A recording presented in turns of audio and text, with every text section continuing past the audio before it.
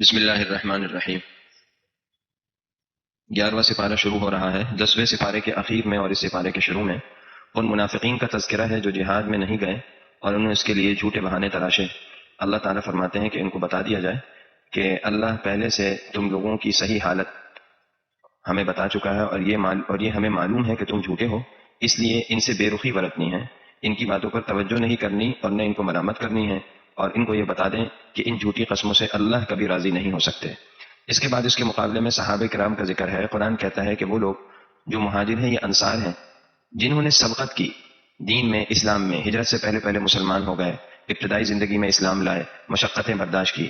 والذین اتبعوہم بإحسان، اور جو ان کے پیروکار تھے جو ان کے بعد آئے اور ان کی پیروکاری نیکی تقوی کے ساتھ کی۔ اس میں بعد کے صحابہ اور ان کے شاگرد تابعین اور قیامت تک آنے والے سب نیک مسلمان داخل ہیں۔ اللہ کی طرف سے بشارت ہے، رضی اللہ عنہم ورضوا عنہ اعد لهم جنات، اللہ کی رضا کا پروانہ بھی ہے ان کے لیے اور ان کے لیے جنت کی نعمتیں بھی ہیں۔ پھر مسجد زرار کا تذکرہ ہے۔ منافقین کی ایک خطرناک سازش تھی، انہوں نے مسجد کے نام پر ایک عمارت تعمیر کی۔ مقصد تو مسلمانوں کے خلاف محاذ بنانا تھا، مسلمانوں کی اجتماعیت کو توڑنا اور عیسائیوں سے اور کافروں سے ساز باز کر کے مسلمانوں کے راز انہیں پہنچانا اور اللہ اور اس کے رسول کے دشمنوں کو پناہ دینا تھا۔ لیکن ظاہر یہ کیا کہ ہم نے مسجد بنائی، حضور صلی اللہ علیہ وسلم سے آ کر کہا کہ آپ کسی وقت میں نماز بھی پڑھ لیں، برکت ہو جائے گی۔ اللہ کے نبی اس وقت غزوہ تبوک کے لیے تشریف لے جا رہے تھے۔ فرمائے میں غزوہ تبوک سے واپسی پر اللہ نے چاہا تو آؤں گا۔ اللہ تعالیٰ نے واپس پہنچنے سے پہلے اس کی حقیقت نبی پر کھول دی اور نماز پڑھنے سے منع فرما دیا، اور صحابہ کرام کو بھیج کر حضور صلی اللہ علیہ وسلم نے یہ عمارت تہس نہس کروا دی۔ یاد رکھیے، کوئی بھی کام کتنا خوبصورت اور اچھا کیوں نہ ہو، اگر نیت درست نہیں ہے تو اللہ کے یہاں وہ کام برباد ہو جاتا ہے۔ مسجد کے نام پر یہ عمارت بظاہر بنائی جا رہی ہے، لیکن مقاصد بہت بھیانک تھے۔ قرآن نے قیامت تک کے لیے ان کے اس کام کو بطور عبرت ذکر کیا ہے۔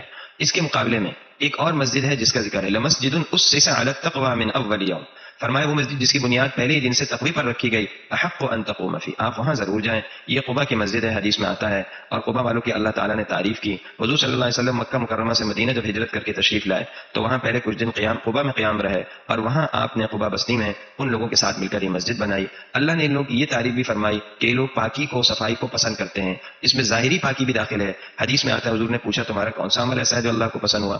فرمایا کہ ہم طہارت میں ڈھیلے کا بھی استعمال کرتے ہیں، پھر پانی استعمال کرتے ہیں، استنجا کے وقت میں ڈھیلا یا ٹیشو کا استعمال کر لینا چاہیے پیشاب کو خشک کرنے کے لیے، پھر پانی استعمال کیا جائے۔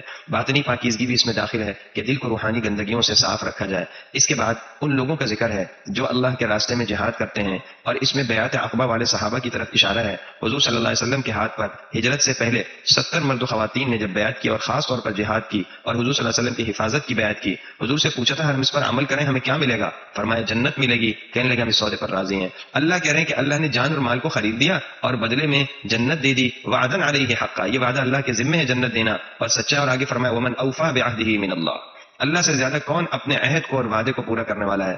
یاد رکھیے، ہر مسلمان اپنی زندگی میں اللہ سے معاہدہ اور وعدہ کر کے آیا ہے۔ آج تھوڑی سی زندگی ہے، اس کو نیکی تقوی کے ساتھ اور جہاد اور دین کی محنت کے ساتھ گزار لیں، پھر اللہ کا وعدہ سچا ہے، بدلے میں وہ نعمتیں ملیں گی جس کا تصور نہیں ہو سکتا۔ نیک بندوں کی کچھ صفات بیان کی، توبہ کرنے والے، عبادت گزار، روزے رکھنے والے، نیک کاموں کا حکم کرنے والے، برے کاموں سے روکنے والے، اور اللہ کے حدود کی حفاظت کرنے والے، شریعت میں جس چیز کی جو حد مقرر کی گئی اور جو پابندیاں ہیں ان کا یہ پورا خیال کرتے ہیں، یہ سچے مومن ہیں جن کے لیے بشارت ہے۔ پھر ان 3 صحابہ کرام کا ذکر ہے جو مخلص تھے، پکے مومن تھے، لیکن ازراہ بشریت ان سے کوتاہی ہوئی، غزوہ تبوک میں شریک نہیں ہو سکے۔ حضور صلی اللہ علیہ وسلم کے زمانے میں جہاد پر جانا تو ہر ایک کے لیے ضروری تھا۔ حضرت کعب بن مالک، حضرت ہلال بن امیہ، حضرت مرارہ بن ربیع رضی اللہ عنہ، انہوں نے جھوٹے بہانے نہیں بنائے، اللہ کے نبی کے سامنے اپنی غلطی کا واضح اعتراف کیا، منافقین کی طرح قسمیں نہیں کھائیں، چونکہ یہ اپنے تھے تو حضور نے فرمایا جب تک اللہ کی طرف سے تمہارے بارے میں کوئی حکم نہیں آئے گا میں کچھ نہیں فیصلہ کر سکتا۔ اور ان حضرات کا کچھ وقت کے لیے معاشرتی بائیکاٹ کرایا گیا بطور تنبیہ کے۔ 50ویں دن اللہ نے ان کی توبہ کو قبول کیا۔ قرآن کہتا ہے یہ حال تھا، زمین ان پر تنگ ہو گئی تھی، خود ان کی جان ان پر تنگ ہو گئی تھی، انہیں یقین تھا کہ اللہ سے، اللہ کے علاوہ کوئی جائے پناہ نہیں، کہیں نہیں جا سکتے، تو اللہ نے توبہ قبول کر لی۔ معلوم ہو آدمی مخلص ہو توبہ ضرور قبول ہوتی ہے۔ پھر حکم دیا مومنو تقوی اختیار کرو، وکونوا مع الصادقین، سچوں کے ساتھ رہو۔ یہ آیت بتا رہی ہے کہ تقوی حاصل کرنے کا سب سے آسان طریقہ اچھا ماحول، نیک لوگوں کی صحبت۔ سچے وہ ہیں جن کے اندر سچائی رس بھر گئی، ان کی نیت میں، ان کے عمل میں، ان کی گفتار میں، ان کے کردار میں۔ انسان جس کے ساتھ رہتا ہے، اس ماحول میں رہتا ہے اس کے اثرات قبول کرتا ہے. اس لیے قرآن کہہ رہا ہے ان لوگوں کے ساتھ رہو. ہمیں بھی چاہیے اپنے آپ کو اور خاص طور پر اپنی اولاد کو نیک لوگوں کی صحبت میں ضرور رکھیں. یاد رکھیے آج کی بہت سی معاشرتی اور اخلاقی بیماریوں اور کمزوریوں کا حل اچھی صحبت اور نیک لوگوں کا ساتھ ہے. آگے قرآن کہہ رہا ہے ہر بڑی جماعت میں کچھ لوگ ایسے ہونے چاہیے جو علم دین حاصل کریں, دین سیکھیں اور واپس آ کر لوگوں کو تبلیغ کریں. اپنے معاشرے, اپنی برادری, اپنے خاندان, اپنے قبیلے کو, اپنے ماحول کو ڈرائیں, دین کی باتوں سے آگاہ کریں تاکہ یہ اللہ کی طرف رجوع کریں. پھر قرآن اخیر میں نبی کی شان بیان کر رہا ہے. فرمایا ایسے عظیم الشان رسول آئے جو تم میں سے ہی ہیں اور عزیز علیہ ما عنتم, تمہاری تکلیف ان پر بہت گرا ہے, حریص علیکم, تمہاری ہدایت کے بڑے خواہاں ہیں, خواہش مند ہیں, اور بالمؤمنین رؤوف الرحیم, مومنوں پر بڑے مہربان ہیں, بڑے مشفق ہیں. یہ اللہ کے نبی کی شان ہے. آپ سراپا امت کے لیے سراپا رحمت تھے. اللہ اس کا ذکر کر رہے ہیں. پھر کہا اگر یہ نہ مانے تو کہہ دے حسبی اللہ, میرے لیے اللہ کافی ہے. حدیث میں آتا ہے, روایات سے معلوم ہوتا ہے صبح شام یہ آیت پڑھ لی جائے, اللہ غموں کو ہلکا کرتے ہیں. حسبی اللہ لا الہ الا هو علیہ توکلت وهو رب العرش العظیم, مانے کے دھیان کے ساتھ میرے لیے اللہ کافی ہیں, وہ ہر مشکل میں میرے لیے آسانی کریں گے, اس کے سوا کوئی معبود نہیں, اسی پر میرا بھروسہ ہے. عرش عظیم کا رب اور مالک وہی ہے. سورہ یونس شروع ہو رہی ہے. اس میں مشرکین کے اعتراضات کے جوابات ہیں, پرانی قوموں کے حالات سنا کر انہیں تنبیہ کی گئی ہے, عقائد کا بھی ذکر ہے. مشرکین کہتے تھے ایک انسان ہماری طرف نبی آ گیا, فرشتے کیوں نبی نہیں آئے؟ تعجب ہو رہا ہے ہماری طرح کا انسان نبی بن گیا. اللہ کہتے ہیں فرشتہ نبی کیسے آتا؟ اگر فرشتہ نبی بن کر آتا تو انسان فرشتے کی بات کیسے سمجھتا؟ جو مقصد تھا اللہ کا پیغام بندوں تک پہنچانا وہ حاصل نہیں ہوتا. اس لیے زمین پر بسنے والے انسانوں کے لیے انسان ہی کو ہدایت اور رہنمائی کے طور پر بھیجا گیا. مشرکین کو جب دعوت دی جاتی, قرآن کی واضح آیات پڑھی جاتی, بجائے ماننے کے کہتے کوئی دوسرا قرآن لائے, ائتی بقرآن غیر ھذا او بدل, یا اس میں تبدیلی کر دیں. کیوں؟ ان کی خواہشات کے مطابق نہیں تھا. ذرا غور کریں, آج کا انسان بھی اللہ معاف فرمائے قرآن میں دین میں تبدیلی چاہتا ہے. انسان کی کمزوری یہ ہے کہ وہ دین کو اپنی خواہشات کے مطابق بنانا چاہتا ہے. یاد رکھیے ایسا کبھی نہیں ہو سکتا. حل صرف یہ ہے, علاج صرف یہ ہے کہ اپنی تمام خواہشات کو ہم دین کے مطابق بنا لیں, دین میں ڈھال لیں. یہی ہدایت ہے, یہی کامیابی ہے. نبی نے کہا کہ میں قرآن میں تبدیلی نہیں کر سکتا, اپنی طرف سے کوئی کلام نہیں لا سکتا. یاد رکھیے نبی کے نائبین کا بھی یہی حال ہے. کوئی آدمی اپنی طرف سے حلال کو حرام یا حرام کو حلال نہیں کر سکتا. علماء تو دین کے چوکیدار, پہرے دار اور محافظ ہیں. ان کا کام یہ ہے کہ قرآن و حدیث کی صحیح باتیں آپ لوگوں تک پہنچا دیں. اس کے بعد ماننا نہ ماننا یہ آپ لوگوں کا کام ہے. پھر قرآن کہتا ہے کہ دیکھو رزق دینے والے اللہ, آسمان و زمین سے بارش برسانے والے اللہ, انسان کے جو اعضاء ہیں وہ اللہ نے دیے, زندے کو مردے سے نکالنے والے اللہ, پھر کسی اور کی عبادت کیوں کرتے ہو؟ مشرکین کا نظریہ توڑا گیا. وہ کہتے تھے خالق تو اللہ ہے لیکن بہت سارے اختیارات بتوں کو دیے ہیں جو اللہ کے شریک ہیں, ہم ان بتوں کو خوش کرنے کے لیے ان کی عبادت کرتے ہیں. اللہ نے کہا یہ غلط ہے, ان بتوں کے پاس کوئی اختیار نہیں. یاد رکھیے نبی یا ولی اللہ کے سامنے کوئی اختیار نہیں رکھتے اور ذرے کے بھی مالک نہیں ہیں. قرآن پھر چیلنج کر رہا ہے, اگر تم سمجھتے ہو کہ ہمارے پیغمبر اپنی طرف سے یہ گھڑ کر لائے ہیں تو اللہ کے سوا جن کو چاہو مدد کے لیے لے آؤ, ایک سورت بھی اس جیسی لے آؤ. اور دوسری جگہ کہا بعشر سور مثلہ مفتریات, 10 صورتیں لے آؤ. مشرکین نہیں لا سکے. مشرکین مرنے کے بعد دوبارہ اٹھنے کو اس وجہ سے ناممکن سمجھتے تھے کہ جب انسان مر کر مٹی میں مل جاتا ہے تو تمام ذرات تو مٹی بن جاتے ہیں. کیسے پتہ چلے گا قیامت کے دن یہ ذرہ فلاں انسان ہے, یہ فلاں انسان ہے؟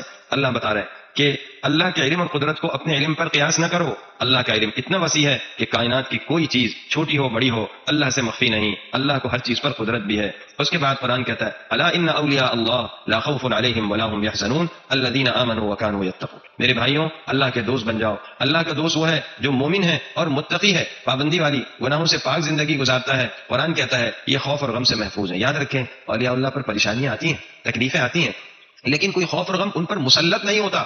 اللہ کی طرف سے دل میں ایک سکینہ اور اطمینان ہوتا ہے. وہ سمجھتے ہیں کہ تمام حالات اللہ کی طرف سے ہیں. لہم البشریٰ فی الحیات الدنیا وفی الآخرہ. ان کو دنیا میں بھی بشارتیں ملتی ہیں اچھے خواب کے ذریعے, فرشتوں کے ذریعے. آخرت میں بھی بشارتیں ہیں. اللہ ہمیں تقوی والی زندگی دے. اس کے بعد قرآن حضرت نوح علیہ السلام کے واقعے کی طرف اشارہ کر رہا ہے. طویل عرصے قوم کو نصیحت کی, توحید کی دعوت دی, چند افراد مانے, باقی سب کو اللہ نے غرق فرما دیا طوفان میں. پھر حضرت موسیٰ علیہ السلام اور ہارون علیہ السلام کا اور فرعون کا واقعہ بیان کر رہا ہے کہ حضرت موسیٰ علیہ السلام کو فرعون اور اس کی قوم کی طرف بھیجا. فرعون نہ مانا, بحر قلزم میں اللہ نے اس کو ڈبو دیا. فرعون عذاب کا اپنی آنکھوں سے مشاہدہ کرنے کے بعد ایمان لایا تھا, کہنے لگا میں ایمان لاتا ہوں موسیٰ کے خدا پر. اللہ نے کہا نہیں, الآن وقد عصیت قبل, ساری زندگی نافرمانی فساد میں گزارا. اللہ کے قانون ہے, ایسی حالت کا ایمان قبول نہیں ہوتا جب آخرت کے احوال نظر آنے لگے. اور قرآن نے کہا کہ ہم نے تمہارے بدن کو لوگوں کے لیے عبرت بنانے کے لیے محفوظ کروا دیا. اس کی لاش سمندر سے مل گئی اور آج بھی مصری عجائب خانے میں فرعون کا یہ جسد، یہ جسم جو ہے وہ محفوظ ہے اور لوگوں کے لیے عبرت ہے۔ پھر قرآن ایک واقعہ اور بیان کر رہا ہے قوم یونس کا۔ حضرت یونس علیہ السلام کی قوم کی طرف بھی عذاب متوجہ ہوا تھا، لیکن وہ عذاب کے اترنے سے پہلے سچی توبہ کر کے ایمان لے آئی، ان کا ایمان قبول ہو گیا۔ آگے اللہ تعالیٰ فرماتے ہیں کہ صاف اگر کسی کو دین میں شک ہے تو شک ہوتا رہے، آپ کہہ دیجئے میں تمہارے خداؤں کی عبادت نہیں کروں گا۔ نبی کو کہا جا رہا ہے سب کو پیغام دے دیجئے میں تو اللہ کی عبادت کروں گا، اور آگے کہا کہ اللہ کو چھوڑ کر کسی اور کو پکارنا نہیں ہے، یہ مخلوق نہ فائدہ پہنچا سکتی ہے نہ نقصان دے سکتی ہے۔ اور نبی کو کہا جا رہا ہے آپ نے ایسا کیا آپ ظالموں میں ہوں گے، امت کو سنانا مقصد ہے۔ پھر کہا اللہ آپ کو کوئی تکلیف پہنچائے کوئی اس کو ٹال نہیں سکتا، آپ کو کوئی نفع خیر دیں تو کوئی اللہ کے فضل کو ہٹانے والا نہیں، اللہ کے فضل کو کوئی ٹال نہیں سکتا۔ اس کے بعد سورہ یونس شروع ہو رہی ہے، سورہ ہود شروع ہو رہی ہے۔ سورہ ہود میں اللہ تعالیٰ نے توبہ اور استغفار کا ذکر ہے، اور توبہ و استغفار کا ذکر کر کے بتایا کہ دنیا میں بھی اللہ اس کا نقد فائدہ دیتے ہیں، اور نعمتیں برتنے کا اور نعمتوں سے فائدہ اٹھانے کا موقع دیتے ہیں۔ یہ توبہ و استغفار کا نقد فائدہ ہے۔ اللہ ہم سب کو عمل کی توفیق عطا فرمائے۔ وآخر دعوانا الحمد للہ رب العالمین۔